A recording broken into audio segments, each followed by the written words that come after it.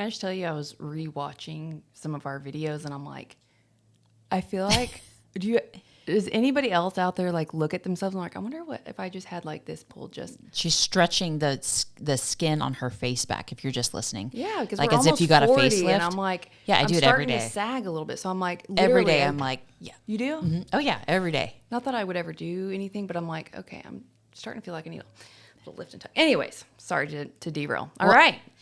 Welcome Okay, to so the nerd. Adam and I are laughing right now. Do you know why we're laughing? No. Well, you know the saying payback? So today we are flipping the script. I'm interviewing you. This is Deborah Byrd's untold story. And she didn't know about it.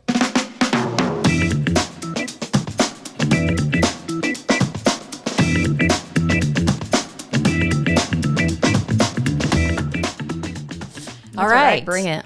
I know you I'm don't an open care. book. You're I share mushy. my whole life. Yeah, I hope the audience knows this is going to be about a 4-hour No, not really. She's the talker, not me. But let's jump into it. So let's explain what your lens, because people have heard my story, which is funny to me because as identical twins, people think that we experience the exact same thing growing up. But let's just talk about like the 5-year-old Deb to the 10-year-old Deb. Walk us through what that looks like. Well, so I was chuckling whenever I had asked you about the story, because one thing about you and I, we're not good with timelines, like knowing when. In fact, people will ask me, when did you get into the mortgage business, get out? And I'm like, I had 4 kids in between. So sometimes I'm like, okay, when did I get in? What was the year? Because Dad had actually inherited his money. Maybe it took a while to finally come through, but it was before middle school. Middle school, we were starting to bleed a little bit, which is why we had our first job by 7th grade. And then, so anyways, It was just ironic that as you're going through your timeline, I'm like, wait a minute, that was a few years. But I do the same thing, because I remember being on a show a couple weeks ago, and I'm like, I totally butchered the timeline. But anyways, you know, I struggled from 5 to 10 because I don't know what it was, what inside me thought, I want to fight really hard to have a relationship with our mom. And for those who don't know, Denise and I were delivery table surprise twins, and my mom was the breadwinner. I mean, she was a model, she was a singer. She always would beat to her own drum, like very artistic, but she was chief of marketing at Xerox, which was very rare back then. Was great in sales. She didn't really want kids. She was more career driven and free spirited, and but she also there was an invisible illness that she struggled with.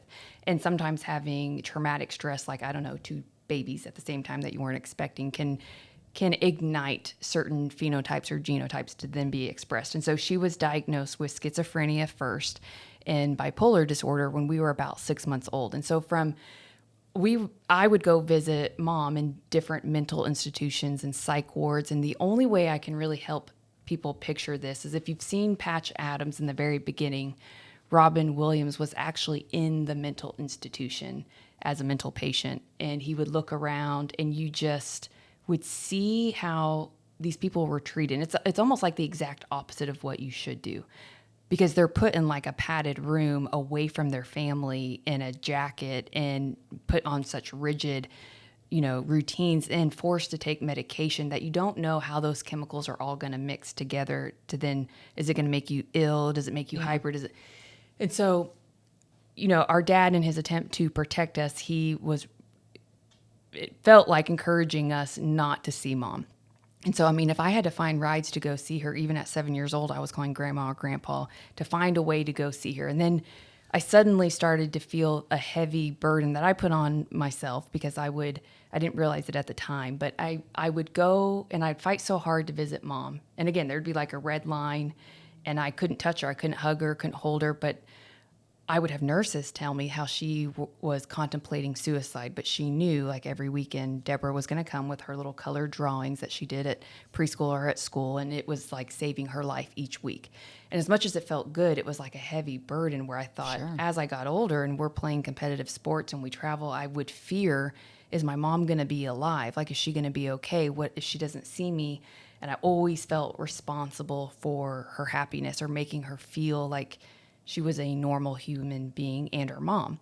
And at the same time, every time I would go see her, I felt this sense of betrayal from, like, the family, the Donahues, so you, Christy, and Dad, it was like, you're going to see mom. And when I would come back, I was labeled as having a certain attitude or, and so it's like I kind of felt like the black sheep or the outcast because I was serving two masters almost out of this need for them to feel loved. I don't know why that was so important to me for both of them. Like I would hear different conflicting stories, and I learned everyone has their own version of a story, and there's, somewhere in the middle there's the truth. And as you grew older and started to understand more and more, it was like, okay, this could be valid and this could be valid.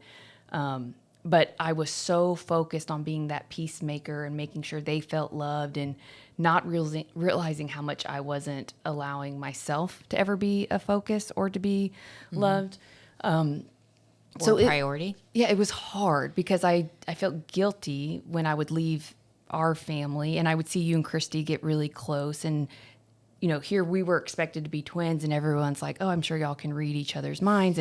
But there were times where I was envious because I'm like, well, really, Denise and Christy are BFFs and I'm like the third wheel because I would go be exposed to different things that I'm like, that's probably where I fell in love studying humans. Like I really fell in love with the souls of people, no matter if they're black, white, green, tall, Male, short, female. Yeah, like it, the labels didn't matter. It was just watching how people were treated in those institutions. And then later when she would go to different government housing and, it's like everybody wants the same thing at the end of the day. We just all go about it in different ways of feeling love. So it was kind of dark. Like I was really sad because then I would go visit mom and it was like, your sister didn't come with you? Like where's Christine Denise? And she would cry because she would go through her different mania versus, depressed stages. And it was like also a feeling of never being enough. So it was weird. It was like I was the chosen one from her because I was very affectionate and I was like a mother's dream of like always wanting to be in her lap and saying, I love you. But then it was also this other feeling of like, I'm still not enough. Like nothing I can do can make her feel loved and okay, even if my sisters aren't here with me. And then I would come home and I would almost be mad at you guys. Like, can't y'all just come? And I would force or like push.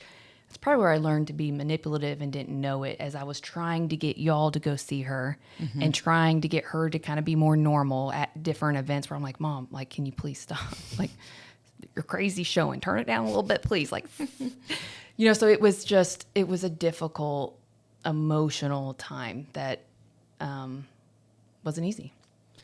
Do you think that like your friend group at that time, were they aware or did you disguise it from them? No, my best friend, Shannon Ford, I would go to her house and those, her parents would take me in and they would feed us. And Shannon was someone that I could tell my deepest, darkest secrets to, and I felt safe to just. And she always gave great advice. She was also very intelligent. I might have copied some of her homework assignments, and she may have helped me. Wasn't she the number one in our high school? Number two, because it was Travis, I think it was his name. But no, Dusty Albertson. He wasn't number one. Oh. No. Or no, they dated, right?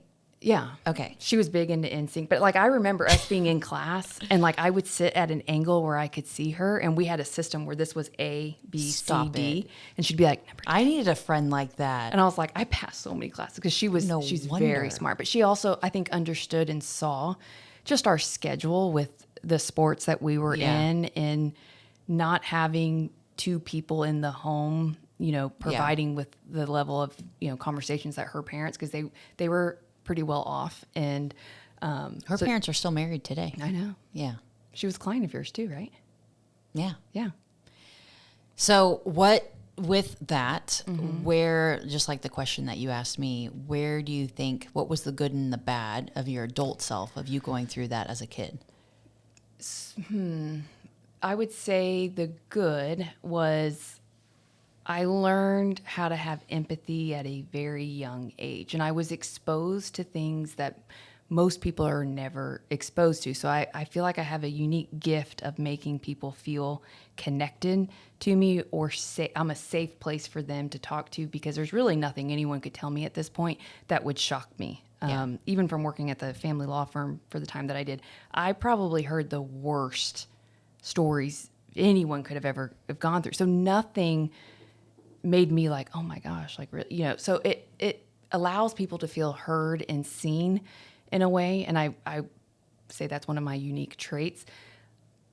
The the negative to that is I would do so much for people. That's what I was waiting for. And then I'm like, why would they do this? Like, why would they talk? Like, I would take things so personally because I was very sensitive. I was like the soft Twinkie, where it's soft on the inside and the outside. It's a little squishy. The vanilla. Yeah, those were pretty good. Yeah. And, and I think because I was kind of the baby where, not You were that I ever definitely thought, the baby. but I didn't think I was babied. I wasn't as tough as you because you had to learn a different set of lessons by being the middle child, but also the older dominant twin, where you were more of the leader out of the two of us. Like if it came to shots or getting our ears pierced, it was like, who's going first? That one. Yeah. So I would get very disappointed, and the way I handled the disappointment was very immature in the beginning. Like I was emotional, and, I felt like almost because I did this for you, you owed me at least to be kind to. And people don't owe you anything. And we had a business coach teach us that people are really just trading. Like, I think I'm giving. And I really used to think I was so giving, but I was really just trading because I had, even if it was the slightest of expectation, like, I've done all of this for this law firm. I've built this business and CRM. Like, why would she do X, Y, Z? And it's like, well, because she's making the best decision she needs to make for the business or whatever. Instead, I would expect things or expect to be considered or to have a certain level of grace for my behaviors when if you're really giving, you're giving with no expectation in return. So that was some ugly lessons from, it was some lessons keep repeating until you learn. So it's really from like 20 to like 30, last year. Yeah. No, but I do think that you will give and give and give, and because you don't ask for a lot, that when you do ask and someone doesn't give or reciprocate, it's like, that's upsetting. Hurtful. But what do you mean? I've given and given. I've seen you help people's career, get to where they are, or with certain partnerships that you have. And it's like, but wait a minute, now you're going to do this, or it's like, but I've done all of this. And at the end of the day, you have to put yourself before pleasing other people. And I think to this day, still don't necessarily put yourself, I think you've gotten a lot better, but you will go empty and have nothing left to give of yourself for everybody else when you have to keep yourself a priority. And I think that's because it feels selfish.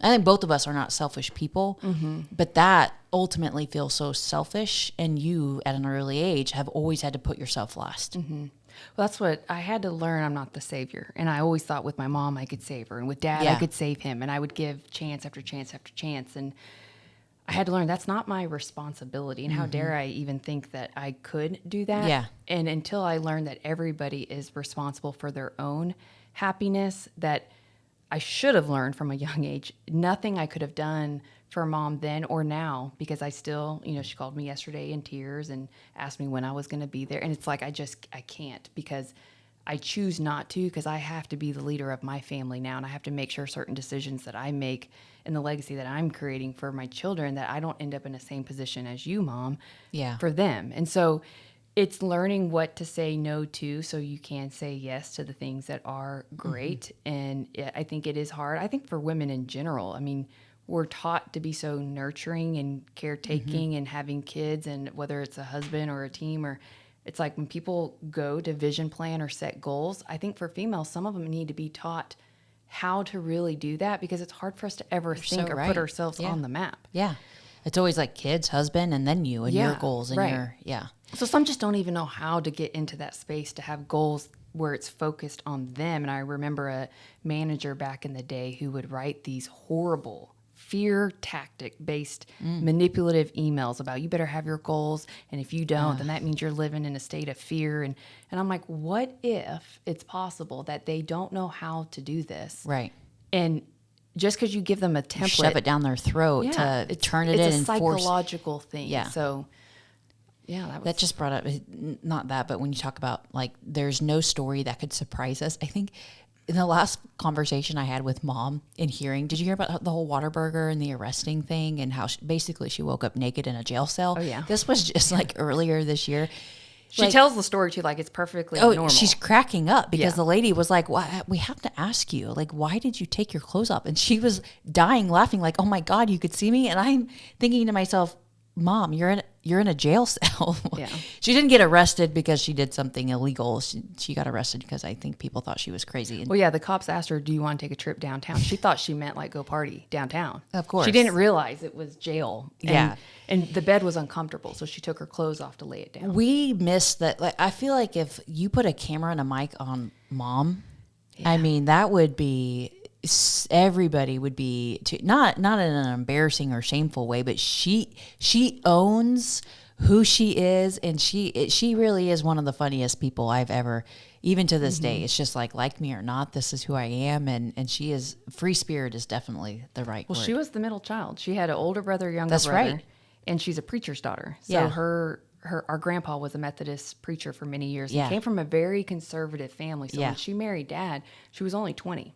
And here he was Dad, Catholic. Catholic, black leather jacket, smoking, and had a 7-year-old at the time.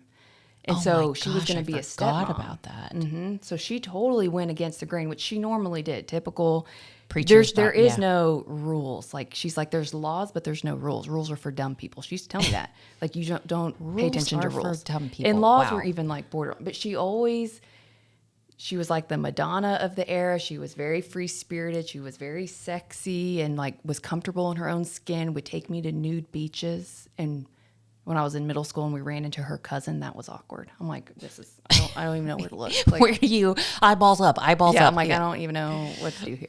All right. Well, let's fast forward to like your college, 18 to 30 years old. Like, what you went to school for? What was your passion? Well, so my first degree was, I went to NCTC and I was studying nursing because I wanted to be the Patch Adams of the hospital. I loved the movie where he focused on you heal the person, not the illness. And if you just focus, then it's always a win-win.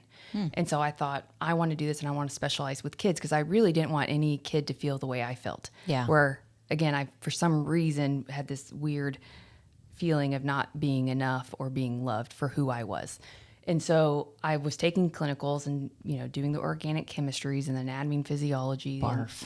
And I realized quickly that when you go and you're a pediatric nurse or you're working in the hospital, the kids don't like you. They're scared of you because of past experiences, or they're burned or they're ill. Yeah. And you don't get to build a relationship with them. It's like they're in and then your next shift they're gone.